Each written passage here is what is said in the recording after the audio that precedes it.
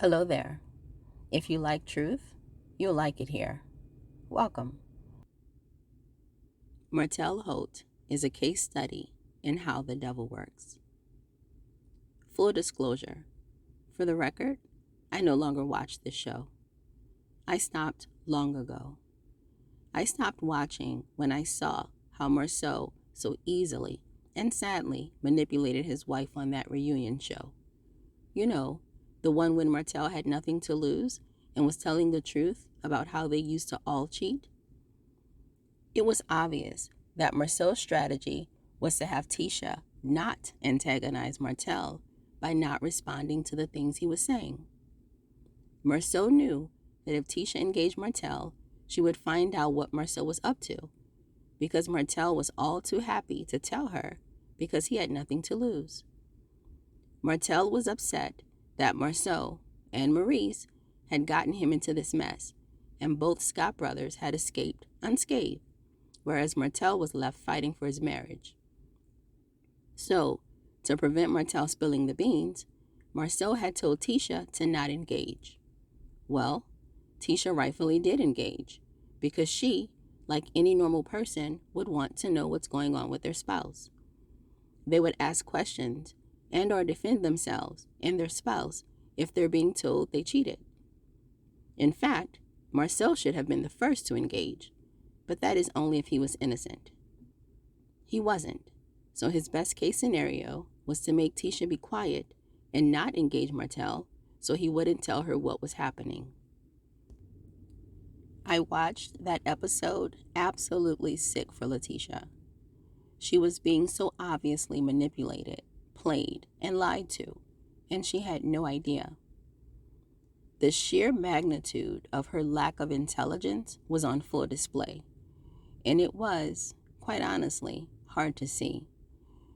It was almost like watching a person with normal intelligence take advantage of someone with special needs. I couldn't stomach it. And although I hung on and watched a few more shows, albeit sporadically, after that, that was the beginning of the end for me. Since then, I have learned that Letitia has fully drank the Kool-Aid and no longer engages anyone about whether her husband has been faithful. I believe she knows that he hasn't been faithful and is a cheater, but I also believe she thinks she's stuck and doesn't think she can do it on her own, which is the exact position Marceau wanted her to be in. It's why he keeps her at the house and out of the workforce, because he wants her dependent and, as such, accepting of the way he treats her. If she ever had the means to support and take care of herself and the confidence to know she could, I believe she would be long gone and so much better off. But she doesn't know that, and he keeps her blissfully ignorant and in a place of perpetual stuckness. But that's not why we're here. We're here because of Martell Holt. Martell Holt is a prime example, an awesome case study in what happens when you let the devil in. Martell Holt had it all. He had a beautiful, ambitious, and successful wife, beautiful children, a successful business, and was living as close to the American dream as one could. He had some friends, the Scotts.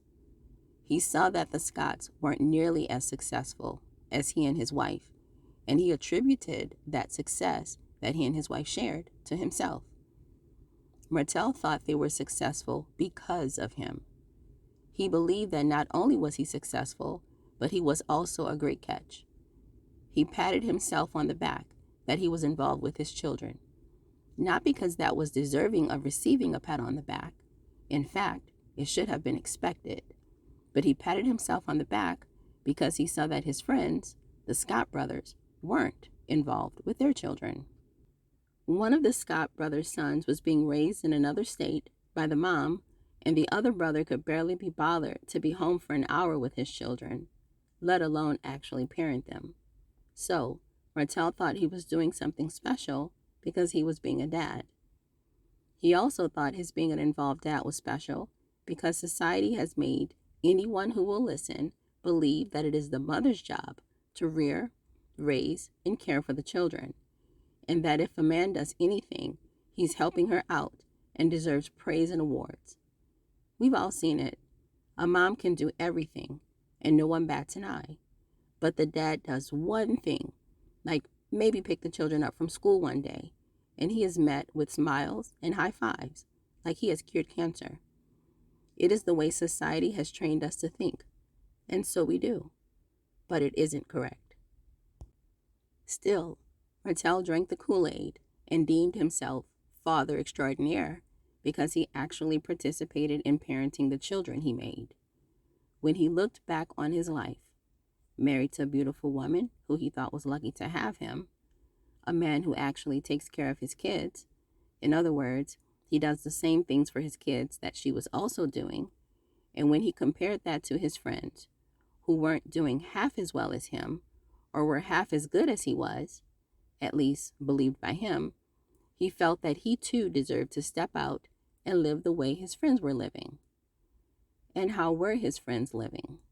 Well, apparently, and according to at least one of their mistresses and several other reports, allegedly, they were going on weekend trips where they openly cheated on their wives with their side pieces, and they were getting away with it. Martel saw his friends eating their cake and having it too, and he wanted in. The devil thrives on weakness, and Martel was weak.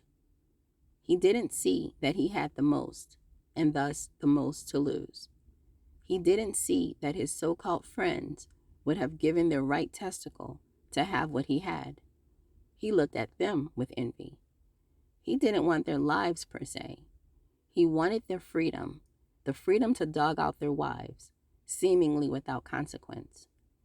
The devil dangled this opportunity in front of him, and because he is a weak man, absent any character or integrity, he fell for the bait. The devil had him right where he wanted him. Remember, the devil's whole goal is to kill, steal, and destroy, and that's exactly what he did in Martel's life. He killed his marriage, stole his family structure, and destroyed his legacy, all in front of the world's eyes. And what of his friends? The Scotts. Well, they're still married. They still have their families, and their wives are still dense and simple, willing to accept whatever is dished out, all to be able to say they are married at all, or for X number of years. These same friends make fun of his lack of credentials and have made a statement offering meaningless thoughts and prayers upon Martel's inevitable arrest. That statement was nothing more than an opportunity to figuratively and passively aggressively stand over him while he was down. He is the butt of their jokes, the laughing stock around their table, and he doesn't even seem to see it, as he seemingly longs to be in their presence and to be called a friend by them. And while his friends have their families intact, even if dysfunctionally so, what of Martel? Well, Martel is now a shell of himself. His was supposed to be a great legacy. It was already in the making, but he failed the test, and his legacy is no more. It is a blessing for Melody that this test came when it did, because it could have come later in life when they would have had so much more to lose. And they would have lost, because Martel did not have the character and sense of self necessary to rise to the occasion and fulfill what was supposed to be his legacy. The devil would have eventually come for him. If it wasn't through Marceau and Maurice, it would have been through some other friend or acquaintance that would have introduced him to the possibility of living a double and dishonest life. If his mistress wasn't successful at luring him away from fidelity, it would have been some other woman. The mistress wasn't special. She was just available. She, like his friends, were morally bankrupt, and as such, a prime vessel for the devil to use to bring Martel down and destroy his life and legacy. Because Martel's character was deficient, he was destined to fail. And he did. And now he is a cautionary tale about watching what and who you allow in your space. Word to the wise: be discerning, be selective, and resist the devil. The devil comes to steal, kill, and destroy, and he will use any willing vessel, even without their knowledge, to accomplish his end. Doing the wrong thing is never worth it, and it will get you in the end. It's only a matter of time. So do the right thing. The blessings will follow.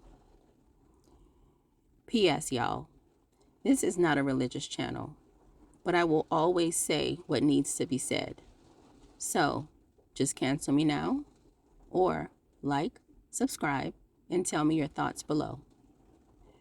All right, y'all, that's it, and that's all. Hello there. If you like truth, you'll like it here. Welcome.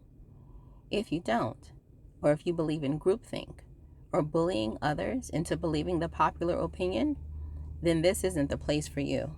So go ahead and just cancel me now. On this channel, we don't discuss my truth or your truth. We discuss the truth, and no topic is off limits. So, log in, like, subscribe, get comfy, and comment. It's nice to have you here. So let's talk.